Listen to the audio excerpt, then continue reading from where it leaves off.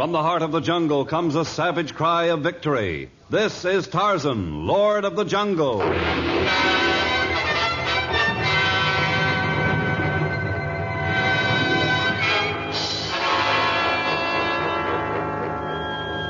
From the black core of dark Africa, land of enchantment, mystery, and violence, comes one of the most colorful figures of all time, transcribed from the immortal pen of Edgar Rice Burroughs. Tarzan, the bronzed white son of the jungle. And now, in the very words of Mr. Burroughs, the story of Tarzan's magic amulet.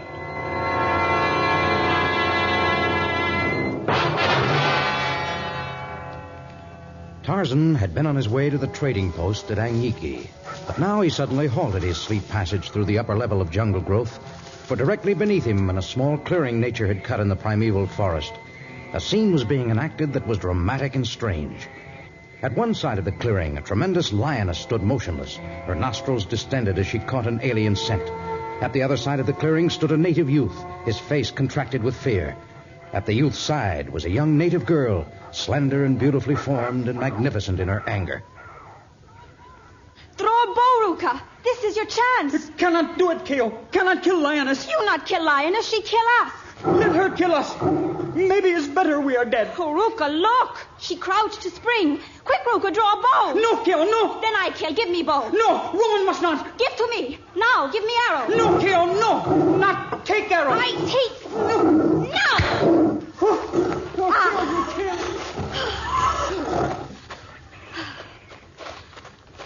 Lioness dead. But Keo not tell she kill. She say Ruka kill. Now, Ruka take knife and rip heart from great animal. No, Ruka not want take knife to ugly beast. You must. Is ritual. Must cut heart from lioness and eat while still is warm. Ruka must get courage from saber. His lion, mate of dead one. Oh, another arrow, Ruka. Give me another arrow. No, we die, Keo. Die together.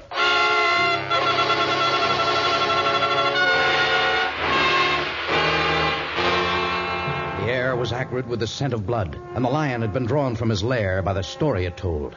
Now, crazed with a longing to avenge his mate, he tossed his mane furiously, bared his great yellow teeth, and bellowed at the cowering youth and the helpless girl. For a moment, the lion hesitated over which should be his first victim.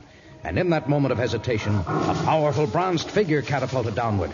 There was an instant in which bared fangs and huge talons, muscular hands and gleaming steel were indistinguishable. And then, in the fury of the struggle, the steel was reddened and Tarzan's knife claimed another victory.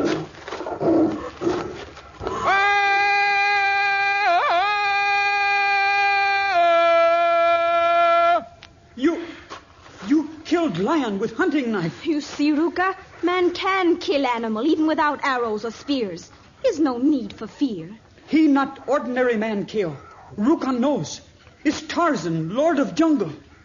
Are you Tarzan? Yes. How did you know me, Ruka? Father and warriors of tribe tell about Tarzan's bravery.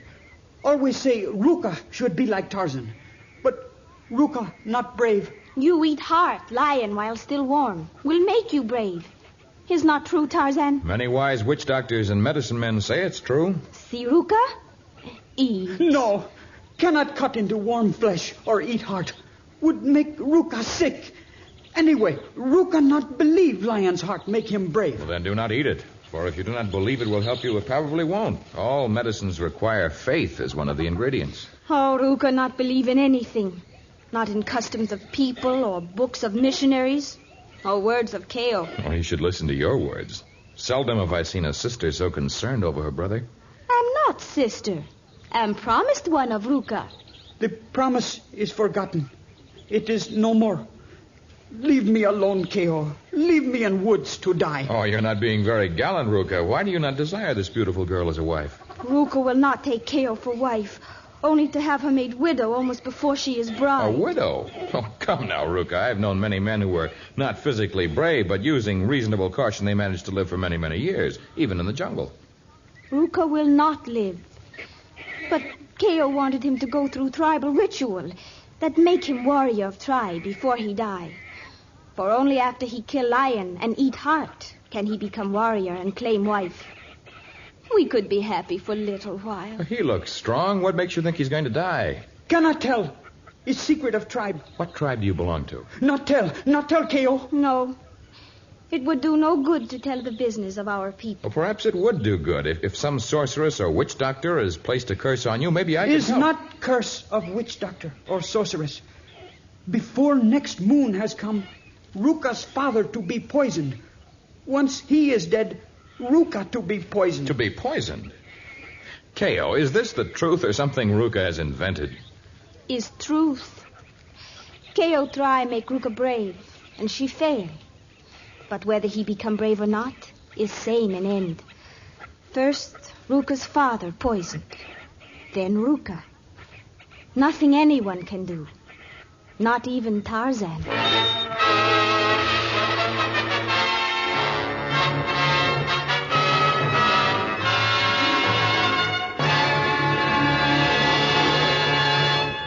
In just a moment, we shall learn what Tarzan does about the future of the strange Ruka and the beautiful K.O.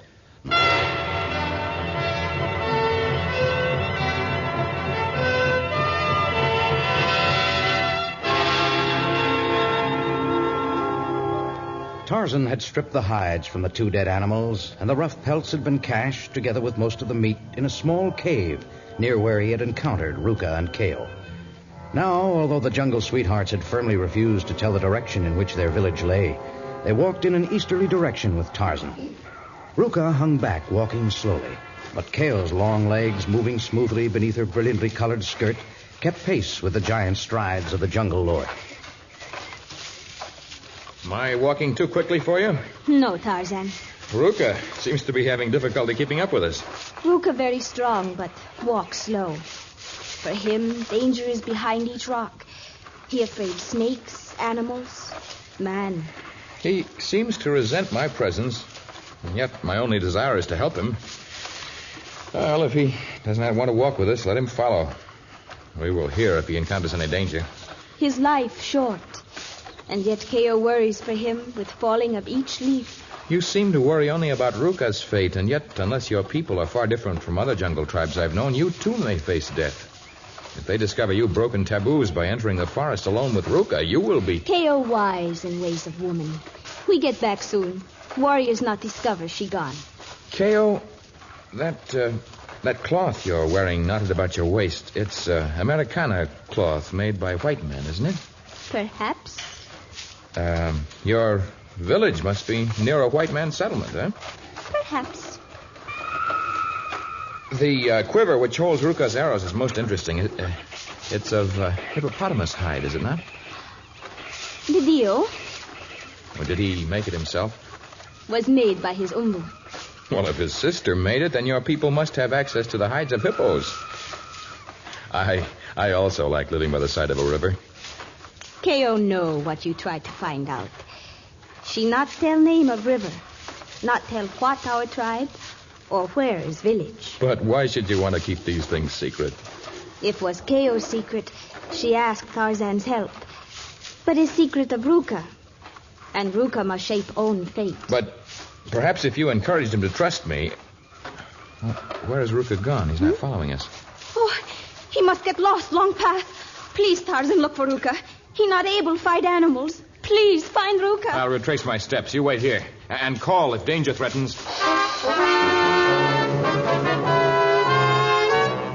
Tarzan hurried in the direction from which he had come, but nowhere was there any trace of the native youth. There had been no sound of an animal attacking, and yet the boy had vanished as though he'd been swallowed whole by some great monster. Tarzan searched the brush on either side of the jungle path, but there was no sign of him at all. Now Tarzan turned back to rejoin K.O., but she too had disappeared, leaving no spoor that might be followed. Together, Ruka and K.O. must have planned this method of shaking off the man who threatened to pierce their tribal secrets. For a week, Tarzan roamed the district, searching for the two who had vanished into the jungle night. And then, his search exhausted, he resumed his journey to Anyiki. When he entered the lazy African settlement, he went directly to the small store of Alfred Blount.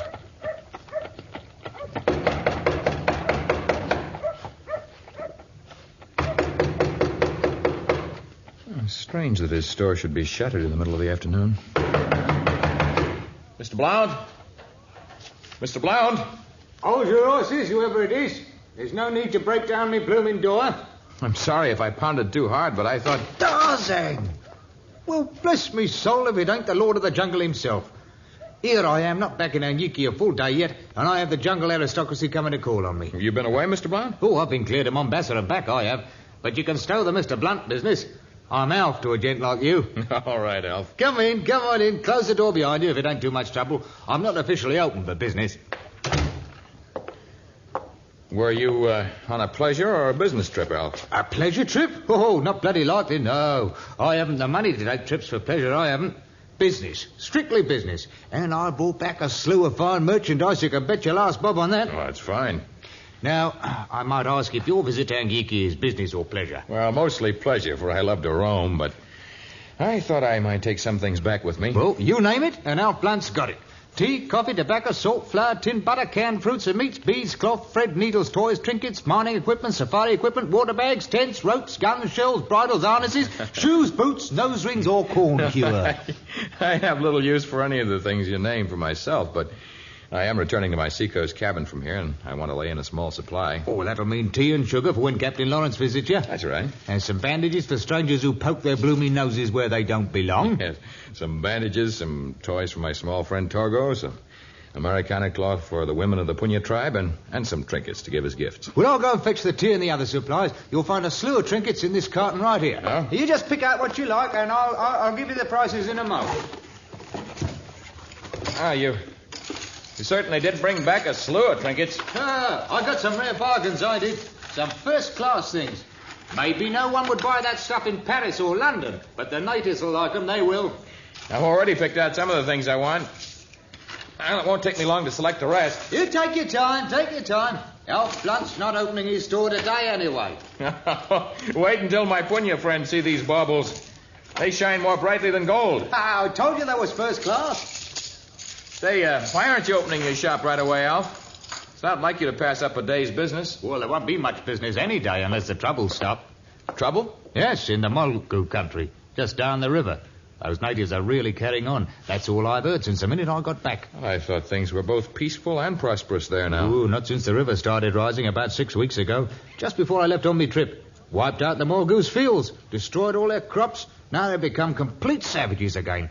Killed 2 white men yesterday, they did. Not even a trace of the poor blighters left. I know that at one time they were as savage as the hippos that lived on the small islets near their village, but I thought that since Yaki became their chief several years ago, they'd given up such practices. Well, so they had. But he ain't chief no more. No, the way I hear it, Yaki's dead. Poisoned by some of the people of his own tribe. Poisoned? And that's not all of it. Now, according to reports, they're going to do away with his son. He's a likeable lad, too. He's been inside this very store, he has. His name? What's his name? Oh, I don't remember for sure. Let's see now. Ruka. That's it, Ruka. Oh, so he was telling the truth. How long should it take me to reach the Molgu village?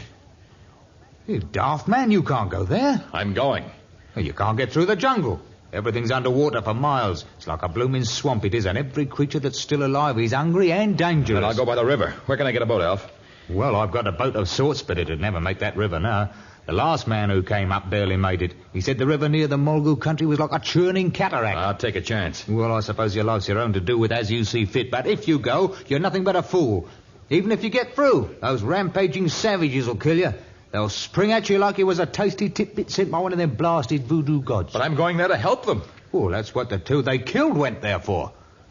Oh, maybe you're a jungle man, a sort of a savage to us. But to them Molgus, you're just another white, and they'd as soon kill you as they would spear an alligator. Sooner, maybe. Where is your boat docked, Alf? There's no time left for words.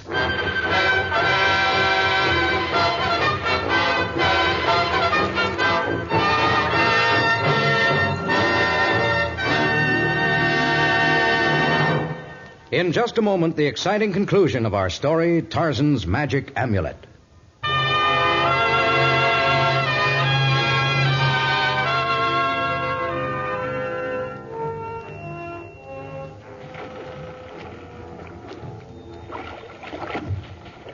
It looks so peaceful here, it's hard to believe what you told me about floodwaters, Alf. Make no mistake, chum. The river near the Molgu country's not like it is at the dock at Anyiki.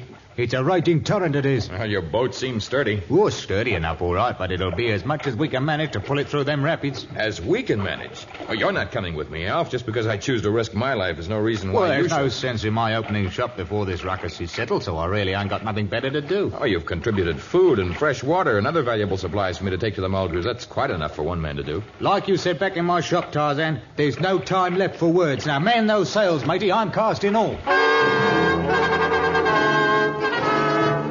The small craft had progressed only a few miles upstream when the deceptive calm of the river harbor gave way to the turbulent fury of the floodwaters.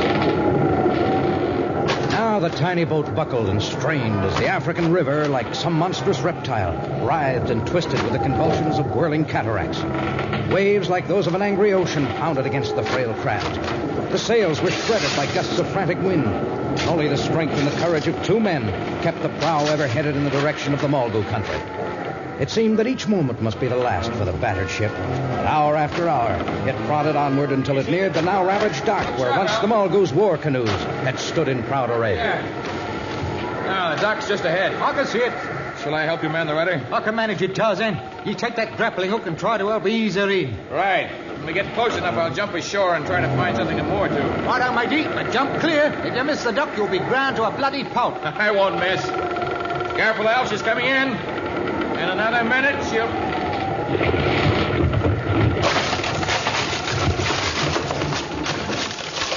You all right, Alf? Aye, matey, I am, and you? I'm all right. How's the cargo? It's still fast. We had her lashed proper, we did. I'll start passing it over the side. We'll have to find a place where it'll be safe until we can get some of the Mulgrews to help us carry it to their village. Oh, they'll help us, they will. You can bet your life, Bob, it won't be a mo until their reception committee comes to greet us. Only they won't have the keys to the city in their hands. It'll be knives.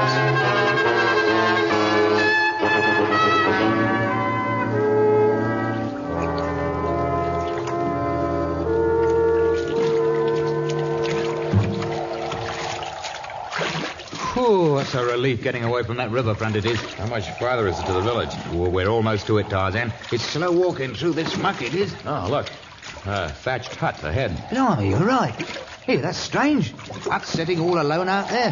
There's still quite a way to their village. Look. The door has been nailed shut.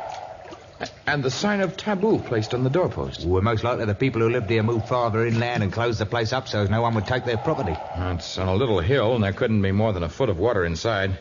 If we were to place some rocks on the floor, it would be a safe place for the ship's cargo. It might that. If we don't get it soon, it'll be washed away, it will. Well, let's rip off these boards and see what it's like inside.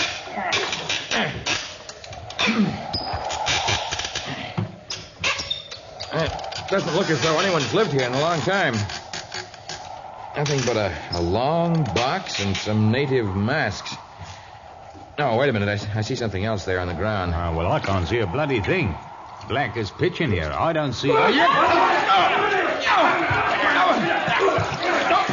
struggle out. Too many of them. Drop knife, other weapons. All right. There. But you're making a mistake, man of Mulgrew. We've come to help you. If you come help, why you break into burial hut, great Chief Yoki? Ah, so that's the reason for this hut. What does he mean? That long box is Yaki's coffin. It's left there so that his spirit may come and go at will for a year. And then the cabin and all his personal belongings are burned. It's a great honor to him. Whoa, first they poison the blighter and then they do him honor, eh? What white men know about poison of Chief? Everything you've done here is now known in the village of the white men. But despite all we've learned, we came here to bring you food. Where is food? It's lashed to a very heavy log lying at the edge of the narrow strip of land that leads to the dock. Iboko, no place. If white men tell truth, we not kill. If white men lie, we still have food. Well, after what I've gone through, I'm not ending up in any blooming stew pot. Yeah, we'll be all right, Alf. We'll show you where we place the supplies. We find if you not lie. Maka, Riga, Sultani, Ruka. Go big log. Look for food white men say they bring. Rest, take white men prison, hut a village.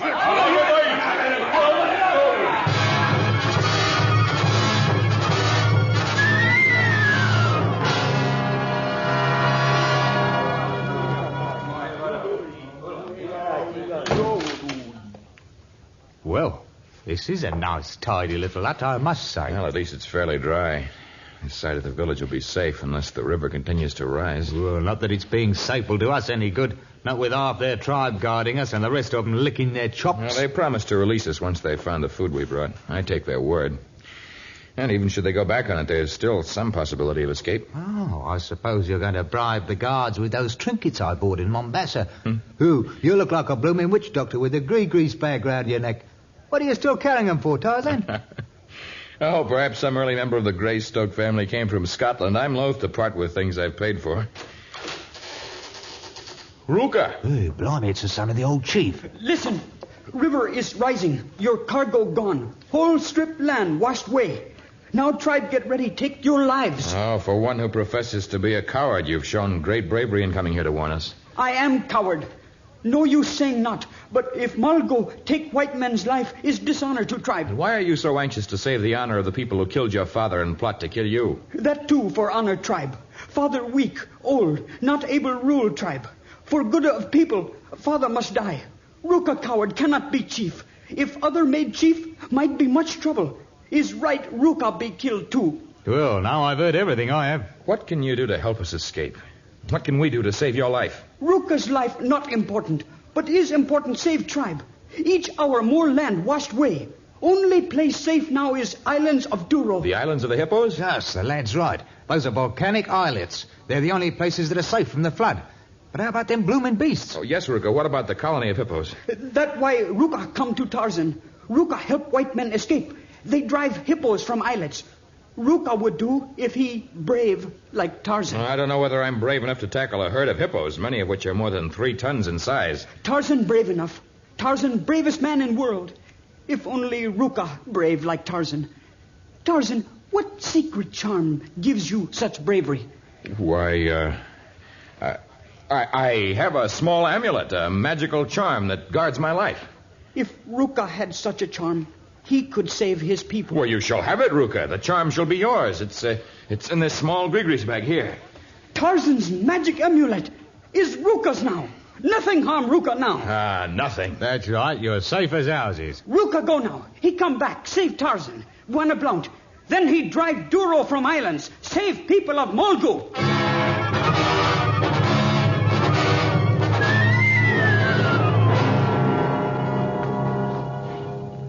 Within a few hours, the river had reached the edges of the village itself.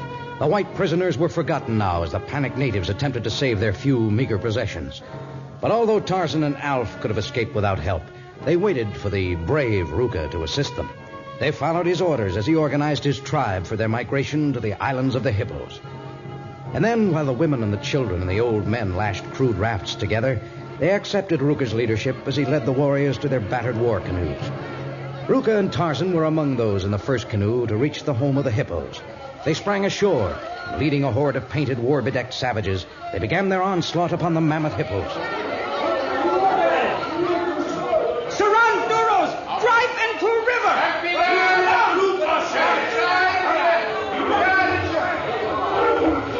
Look, Tarzan, they stampede into water. They can swim for many miles. They'll find a safe home elsewhere. And this be safe home for my people until river go down. Oh, Ruka, very brave, Chief. Keo, how did you get here? Women and children not arrived yet. Oh, Keo come with warriors. She want help, Ruka. Ruka not need help of woman. Never do again, Keo. Is not dignified for wife of chief. I not do again, Ruka. Ruka, all animals gone. What we do now? Warriors go back mainland. Help bring women, children, old men to island. Ruka lead cause he brave. Cannot be hurt by flood or beast or man.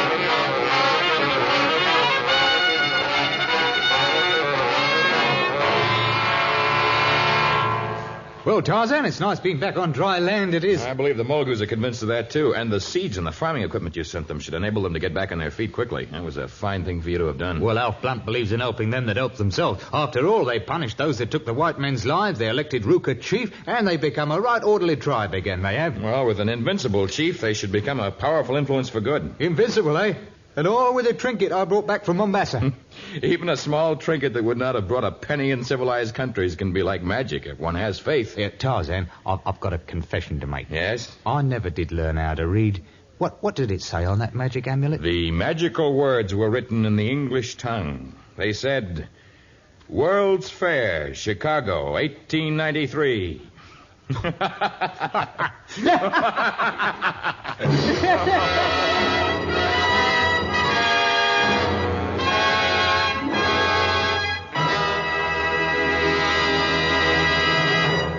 In just a moment, a preview of our next exciting story of Tarzan.